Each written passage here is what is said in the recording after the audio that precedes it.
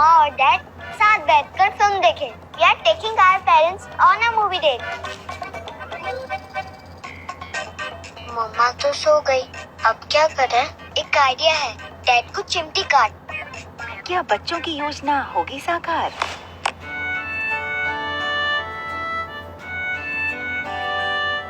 क्या रोहित और अनिका को एक दूसरे से होने वाला है प्यार? तेरी आंखों का गुस्सा भी कातिल है, मैंने दे दिया तुझको मेरा दिल है। ओ मेरे रांझना कैसा जादू किया दिल मेरा तूने, ओ कैसे। रोहित अपने जनरल मैनेजर से बात करने थिएटर लॉबी में पहुंचा।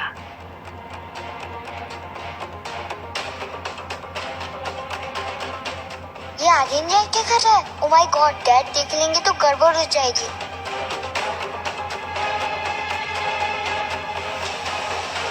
मैं आपको कॉल करता हूँ।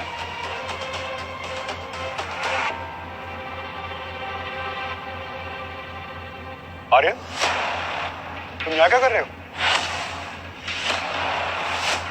मर गए, अब क्या होगा? मैंने तुमसे कहा था ना अंदर बैठे रहने को, तो बाहर क्यों आए? और मास्क कहाँ है तुम्हारा? ग्लव्स भी निकाल दिए। आर्यन, तुम आज सुबह से ना बहुत शैतानियां कर चुके हो, अब बस चलो अंदर। मम्मा कहाँ रह गई? ओह नो, अब क्या होगा?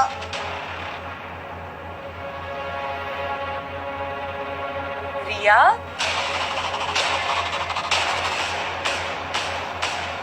यहाँ क्या कर रही हो? और ये मास्क और ग्लव्स कहाँ से आ गए? पहले तो नहीं थे। रिया ने बड़ा ही स्मार्ट आंसर दिया। वो मम्मा, मुझे अभी रियलाइज हुआ कि मुझे ग्लव्स और मास्क पहनने चाहिए। दरअसल मैं सब कुछ घर से लेकर ही आई थी, और वो मुझे ये भी जानना था कि आप मुझे मास्क में पहचान सकते हैं या नहीं। अच्छा, कल शाम से देख रही हूँ बहुत समझदार हो गई हो। कीप इट अप, चलो। ये कहते हुए अनिका रिया का हाथ पकड़कर उसे थिएटर हॉल में ले गई। फिल्म शुरू हो चुकी थी। हॉल में अंधेरा था, जिसकी वजह से अनिका को अपनी सीट ढूंढने में तकलीफ हो रही थी। मम्मा, नंबर क्या देखने की जरूरत है? बीच में तो सारा हॉल खाली है, चलो यहाँ बैठ जाते हैं। रिया ने अनिका को ठीक रोहित के बगल वाली सीट पर बिठाया और वो खुद अनिका के बगल की सीट पर बैठी। फिल्म देखने में ना ही रोहित को इंटरेस्ट था, ना ही अनिका को, और ना ही दोनों बच्चों को। रोहित अपने फोन में बिजी था। अनिका की नींद पूरी ना होने की वजह से उसकी आंखें भारी होने लगी थी। उसका सर हल्का सा बगल वाली सीट की ओर झुका। आधी खुली आंखों से अनिका को मोबाइल की रोशनी में चमकता हुआ रोहित का चेहरा दिखा। ये देखकर अनिका मन ही मन मुस्कुराने लगी। उसे लगा इस आदमी की पर्सनालिटी का ऐसा प्रभाव हो रहा है उस पर कि अब नींद में भी उसे रोहित का चेहरा नजर आ रहा था। थोड़ी देर बाद अनिका गहरी नींद में सो गई। दोनों बच्चे एडवेंचर एक्सपेक्ट कर रहे थे, लेकिन ऐसा कुछ नहीं हो रहा था। मम्मा तो सो गई, अब क्या करें? एक आइडिया है, डैड को चिमटी काट।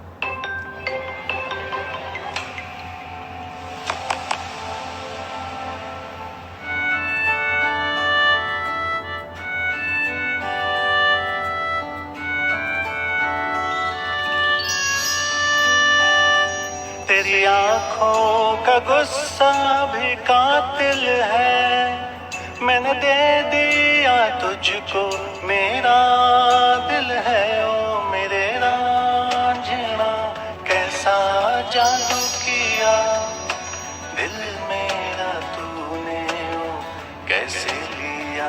ओ आप यहाँ? रांझना कैसा जादू किया। मैंने आपको वार्न किया था ना कि मुझसे मेरी बेटी से दूर रहिए। क्यों हमारे पीछे पड़ी हैं आप? आपको समझ में नहीं आता है क्या? समझ आपको नहीं आ रहा है मिस्टर मारवा?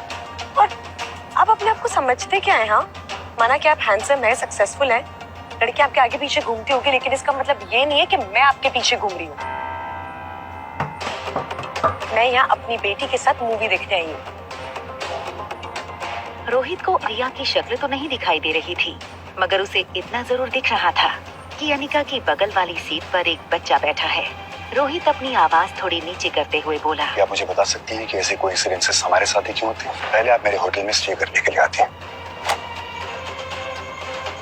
उसके बाद बात बात पर बहाने बनाकर मुझसे टकराती रहती हैं और मेरे बेटे के बारे में ऐसी इन्फॉर्मेशन मुझे देती हैं जो मुझे तक नहीं पता था। आपके बेटे की ट्यूशन टीचर ना आपके बेटे को मेंटल टॉर्चर दे रही है। आज मैं यहाँ अपने बेटे के साथ मूवी देखने आता हूँ तो उसी शो में आप मेरे बगल वाली सीट पर आकर बैठ जाती हैं। इसका क्या मतलब निकालूं मैं? अनिका रोहित को कोई जवाब नहीं दे पा रही थी, क्योंकि इन सारी चीजों का उसके पास कोई जवाब ही नहीं था। वो खुद ये सोचकर हैरान थी कि ये सब उसके साथ क्यों हो रहा था। एक चीज अनिका और रोहित दोनों नहीं जानते थे कि वो उनके बच्चे थे जो उन्हें बार बार ऐसी सिचुएशन में खड़ा कर रहे थे। रोहित थोड़ी देर फिल्म की स्क्रीन की ओर देखने लगा। अनिका भी स्क्रीन की ओर देखने लगी। दोनों की नजरें तो स्क्रीन पर थीं, मगर मन ही मन दोनों अपने साथ हो रहे कोइंसिडेंसेस के बारे में सोच रहे थे। तभी अचानक फिल्म में हीरो हीरोइन का एक रोमांटिक सीन शुरू हो गया। अनिका और रोहित के लिए ये देखना थोड़ा ऑकवर्ड हो गया। मैं जहाँ भी जाता हूँ इत्तेफाक से तुम मुझे मिल ही जाती हो। पीछा करते हो क्या मेरा? और अगर यही सवाल मैं तुमसे पूछूं तो do we have a connection? शायद हाँ। थोड़ी देर बाद रोहित ने चुप्पी तोड़ते हुए अनिका से कहा, Look, I don't want to be rude to you, but मैं चाहता हूँ कि आप अपना रूम छोड़कर किसी और रूम में चलिए। And don't worry, everything will be on us. Excuse me mister Marwah, आपको क्या लगता है पैसे आपके पास ही है क्या? मैंने अपने कमरे के लिए ना आपके होटल वालों को एडवांस पेमेंट की थी। आप मुझे इस तरह रूम से नहीं निकाल सकते। I will sue you. What? You will sue me? आप समझती क्या अपने आप को? अरे भाई, मियाँ बीवी के झगड़े घर पर ही निपटाया करो, यहाँ आकर हमें क्यों डिस्टर्ब कर रहे हो?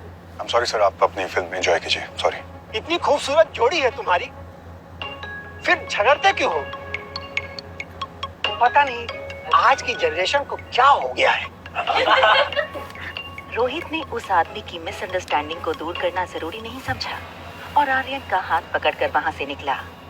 आर्यन ठीक रोहित के पीछे छुप गया ताकि निकलते वक्त अनिका उसे देख ना सके।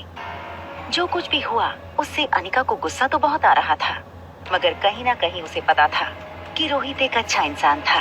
बस उसे अनिका को लेकर कोई मिसअंडरस्टैंडिंग हुई थी।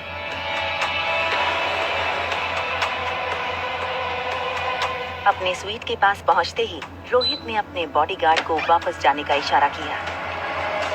रोहित ने अंदर जाने से पहले मुड़कर स्वीट नंबर 2402 की ओर देखा, फिर कुछ सोचकर अंदर चला गया।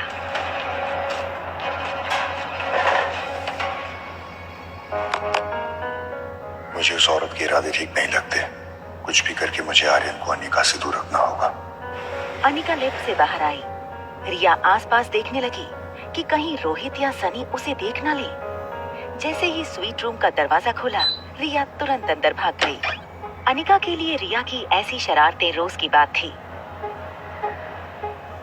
अंदर जाते ही अनिका को उसकी सेक्रेटरी राजलक्ष्मी का फोन आया। राजलक्ष्मी का फोन उठाते ही राजलक्ष्मी ने कहा, मैडम मैं आपकी सेक्रेटरी हूँ, कम से कम मुझे तो ये जानने का हक है ना कि आज आप ऑपरेशन करने वाली है मनाली के लाइफ केयर हॉस्पिटल में। Rajalakshmi, I am so sorry, मैं तुम्हें इन्फॉर्म करना भूल गई। It's okay ma'am. उनके हॉस्पिटल से मेल आया था, पूछ रहे थे कि आप कब तक आओगी एटसेट्रा एटसेट्रा। और डॉक्टर अग्रवाल आपका नंबर मांग रहे थे, दे दूं? नहीं, नंबर मत देना मेरा। तुम उनसे कह दो कि मैं टाइम पे पहुंच जाऊंगी, वो टेंशन ना ले। लेकिन देखो कुछ भी हो जाए नंबर मत देना। ओके डॉक्टर, एज यू से। अच्छा हाँ, उन्होंने डॉक्टर्स की लिस्ट भेजी है, मैं आपको भेज रही हूँ। If you need any changes let me know. Done, thank you.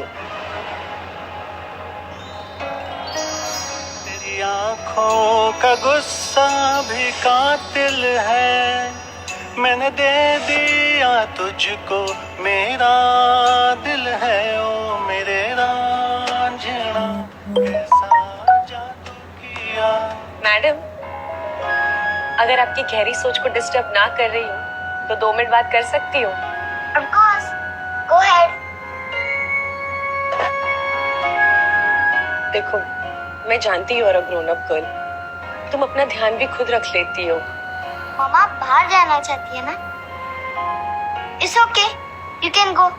अगर भूख लगेगी तो रूम सर्विस से मंगा लूंगी, प्यास लगेगी तो खुद पी लूंगी। इतनी बड़ी हो गई हूँ, तो आप मेरी बिना चिंता किए जा सकते हैं। अनिका रिया की समझदारी देखकर बहुत प्राउड फील करती थी। उसने रिया से कहा, आज मम्मी ना अपनी बुआ का ऑपरेशन करने जा रही है। Wish me luck and please pray for aunty. Mamma, aunty को ना कुछ नहीं होने वाला। You know why?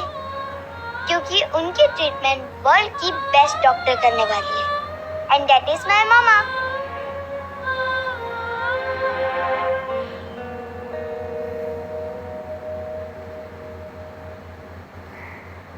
अनिका ने अभी ये सोचा नहीं था कि वो किस तरह बुआ का ऑपरेशन करेगी बिना किसी को ये पता चले कि अनिका ही डॉक्टर अमृता थी। अनिका किसी तरकीब के बारे में सोचने लगी। तभी उसके मोबाइल पर डॉक्टर अमृता के अकाउंट में एक मेल आया। राज लक्ष्मी ने उसे असिस्टेंट डॉक्टर्स की टीम की एक लिस्ट भेजी थी, जिन डॉक्टर्स के साथ मिलकर अनिका को ज्योति बुआ का ऑपरेशन करना था। लिस्ट में कामिनी गुलेरिया का भी नाम शामिल था। डॉक्टर अमृता, आज तक आपको किसी ने नहीं देखा है, बट आपको असिस्ट करके I will be the first one जो आपका चेहरा पूरी दुनिया के सामने ले आएगी। अनिका को समझ नहीं आ रहा था कि अब वो सबसे ये कैसे छुपाएगी कि अनिका ही डॉक्टर अमृता है। आज जो कुछ भी हुआ था उसे देखकर आर्यन पहले ही बहुत घबराया हुआ था, मगर धीरे धीरे वो रोहित के पास गया। रोहित ने अपना गुस्सा शांत करते हुए आर्यन का एक हाथ अपने हाथ में लिया और कहा, देखो बेटा, इस दुनिया में ना हम हर किसी पर विश्वास नहीं कर सकते, स्पेशली उन पर जिन्हें हम जानते तक नहीं है। बेटा, हर चीज को समझने की ना एक उम्र होती है। जैसे हम किससे दोस्ती कर सकते हैं, किस पर विश्वास कर सकते हैं या किससे दूर रह सकते हैं। और जब तक आप में वो सोच, वो समझ डेवलप नहीं हो जाती, आपको अनजान लोगों से दूर रहना है। और बेटा, मैं चाहता हूँ कि वो जो सामने वाली लेडी है ना, आप उससे दूर रहो। हो सकता है कि वो आपको कोई नुकसान पहुंचाने आई हो। डैड, वो बहुत अच्छी है। वो मुझे कैसे नुकसान पहुंचा सकती है? वो मेरी मॉम है। What? क्या कहा तुमने? मॉम? वो तुम्हारी मॉम नहीं आर्यन। इनफैक्ट तुम्हारी कोई मॉम नहीं। आर्यन ने पहले कभी इतनी हिम्मत नहीं दिखाई थी, मगर अनिका के बारे में गलत बात सुनते ही उसके अंदर हिम्मत आ गई थी। दुनिया में सबकी मॉम होती है, आपकी भी है। तो ऐसा कैसे हो सकता है कि मेरी कोई मॉम नहीं है? और भैया, ये बात तो आप भी जानते हो कि आप चाहे कितनी भी कोशिश कर लो, आर्यन की जिंदगी में उसकी माँ की कमी पूरी नहीं कर सकते। रोहित आर्यन को अनिका से जितनी दूर करने की कोशिश कर रहा था, आर्यन उसके उतने ही करीब होते जा रहा था। मुझे कोई परमानेंट सॉल्यूशन निकालना पड़ेगा आर्यन को अनिका से दूर करने के लिए।